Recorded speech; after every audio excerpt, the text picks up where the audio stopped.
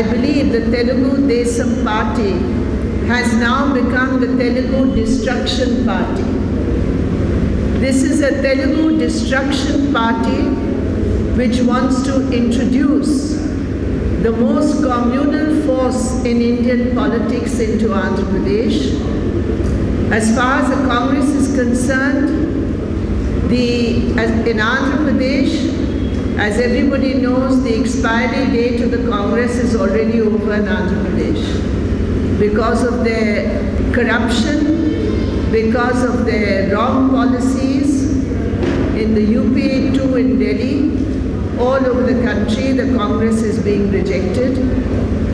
But in Andhra Pradesh, what the Telugu Destruction Party is doing to pave the way for the introduction here of the Bharatiya Janata Party, I believe is one of the worst examples of political opportunism. And I am sure that the people of Andhra Pradesh, of Simandra, are going to reject this opportunist politics of the Telugu Desam Party. I would just like to say a few words. Mr. Narendra Modi, yesterday and day before yesterday, has shown that he has little understanding of India's history. The first thing Mr. Narendra Modi should do is to take lessons in history before he tries to project himself as the Prime Minister of this country.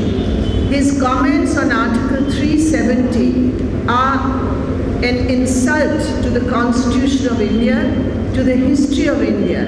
He does not know that it was Sheikh Abdullah who ensured the secession of Kashmir to India.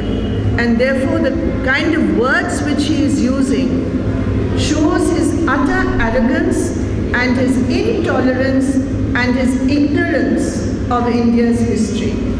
Narendra Modi, on the one hand, is a representative of the corporates, and on the other hand, he is a representative of the RSS.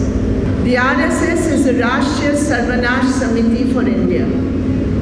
And this individual who is a self-declared candidate for the Prime Ministership, putting aside all democratic norms, it's very clear that the people of India can never accept such a person heading the government in Delhi.